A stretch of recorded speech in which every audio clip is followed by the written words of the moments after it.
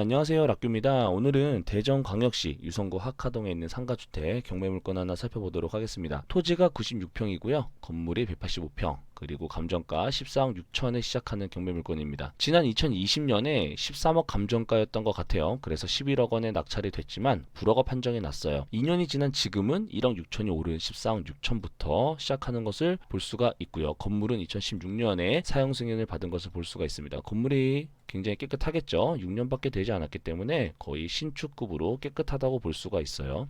그리고 1층에는 보시는 것처럼 부동산이 하나 있고요. 그리고 자동차 튜닝샵이 있는 걸 볼 수가 있습니다. 그리고 2층에는 사무실로 이용되어지고 있는 것 같고요. 나머지 3층과 4층은 주거시설로 이용되고 있는 것으로 볼 수가 있습니다. 그리고 여기 보시면 2016년에 근저당이 있는데 매각 불허가 신청이 된 걸 보면 보통은 배당이 나한테까지도 떨어지지 않는 경우에 불허가 신청이 많이 나는 경우도 있거든요. 근데 그건 또 아닌 것 같아요. 채권합계 금액이 11억이 되지 않기 때문에 충분히 다 돌아갈 수 있어 보입니다. 그리고 또 한 가지 2016년 1월 20일 대항력 있는 임차인이 있죠. 301호죠. 내가 인수할 금액이 있다는 거죠. 그리고 이런 부분을 참고해서 보시면 되겠고, 일단 매각 불허가에 대한 이유는 저도 오랜만에 한번 찾아봤거든요. 일단 물건 명세서, 보통 법원에서 물건 명세서 작성하죠. 근데 이런 것들이 정보가 누락되는 경우에는 매각 불허가가 될 수가 있고요. 토지 같은 경우는 농취증을 제때 못 내면 이것 또한 불허가 될 수 있습니다. 그리고 앞에서 말씀드렸던 것처럼 배당이 나한테까지도 떨어지는 금액이 없을 정도로 계속 많이 유찰이 되는 경우는 이제 매각 불허가 신청될 수가 있겠죠. 그리고 뭐 송달 하자의 문제, 권리관계의 변동,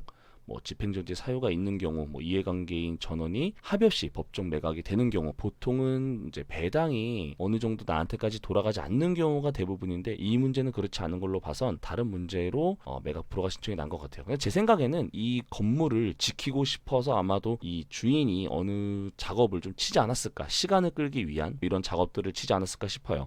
경매 집행정지 이런 거를 걸어서 하지 않았을까 싶기도 합니다. 이쪽 동네에 대해서 한번 살펴보도록 하겠습니다. 여기가 보시면 이거부터 보여드릴게요. 디스코.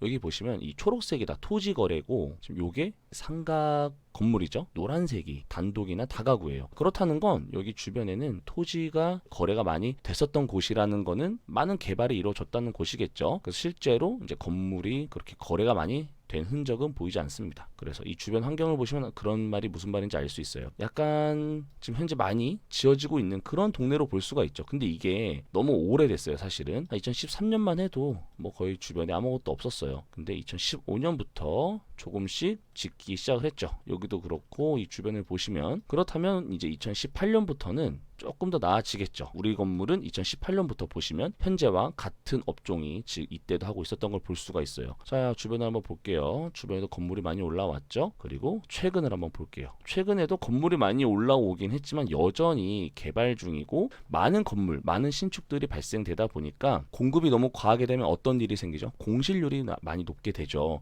근데 다행히 우리가 지금 보고 있는 경매 물건 같은 경우는 1층에 한 4년 이상 같은 업종으로 영업을 하고 있는 걸 볼 수가 있어요. 물론 위에 주거 공간 같은 경우는 구하기가 그렇게 어렵지 않을 수 있는데, 일단 여기에서는 크게 걱정할 필요는 없어 보이기도 합니다. 그럼에도 불구하고 이 주변에 공실률이 굉장히 높다라는 걸 볼 수가 있고요. 물론 원룸 같은 경우는 충분히 금방 구할 수가 있을 것 같아요. 많지 않죠. 그렇게 빌라 같은 경우도 이게 많다고 보면 많다고 할 수도 있겠지만 그렇게 또 많지 않은 것 같기도 해요. 이 주변에 상가 주택을 따로 이제 떼서 보면 매매로 봤을 때 작은 거는 8억 5천부터 비싼 거는 18억까지가 있는데, 14억 8천, 82평에 163평이죠. 그럼 우리가 지금 보고 있는 이 매물보다는 조금 작은 게 14억 8천에 나와 있는 걸 봤을 때 이 감정가에도 충분히 이런 현재 시세를 반영한 게 아닌가 싶습니다. 그렇다라는 건 한 번만 유찰이 되더라도 크게 떨어지기 때문에 훨씬 이 주변 시세보다는 저렴하게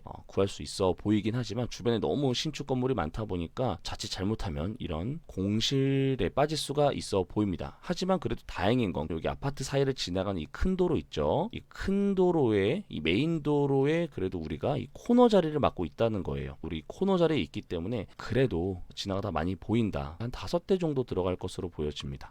자동차 튜닝샵이 있는데 여기는 현재도 꾸준하게 작업이 되고 있는 걸 볼 수가 있어요. 지난 8월 28일에도 작업물이 계속 올라오고 있고요. 지금 예전부터 많은 작업을 한 것 같아요. 그래서 꾸준하게 이런 작업이 이루어지고 있는 튜닝샵이 있기 때문에 한번 자리에 위치한 이런 샵 같은 경우는 이사를 함부로 또 못 가잖아요. 이미 자리를 잡았기 때문에. 그래서 안정적으로 1층 상가에서는 충분히 수익이 나오는 그런 업종이 들어온 것 같아요. 다만 여기 부동산 업종 같은 경우는 언제든지 빠질 수가 있기 때문에 이거는 이제 다른 쪽으로도 이동할 수가 있어 보이지만, 일단 우리가 지금 보고 있는 이 자동차 업종 같은 경우는 지금 현재 잘 영업이 되고 있는 것으로 보여집니다. 뒤쪽으로 가서 보시면 여기 차가 들어가는 입구인 것 같아요. 그러니까 이렇게 다 폴딩도까지 만들어 놓은 걸 보면 이쪽은 그래도 우리 자동차 업종이 잘 유지가 되고 있는 걸 볼 수가 있습니다. 그래서 오늘은 제가 상가주택 한번 살펴봤는데, 한 가지 지금 현재 2년 전에 13억에 나왔던 게 14억 6천으로 지금 시작이 되고 있지만, 이 주변에 많은 이런 신축 건물들이 올라오고 있기 때문에 상가나 이런 주거 시설들이 굉장히 많은 공급이 이루어지고 있어요. 근데 이 주변에 보시면 자동차 관련된 업종들이 굉장히 많기도 하거든요. 그럼에도 불구하고 우리 건물에도 자동차 관련 업종이 있다는 건 다행히 그래도 장기적으로 우리가 가져갈 수 있는 우리가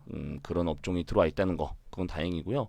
여기도 현재 뭐 4년째 같은 자리에서 영업을 하고 있기 때문에 현재는 큰 걱정을 하지 않아도 될 것 같아요.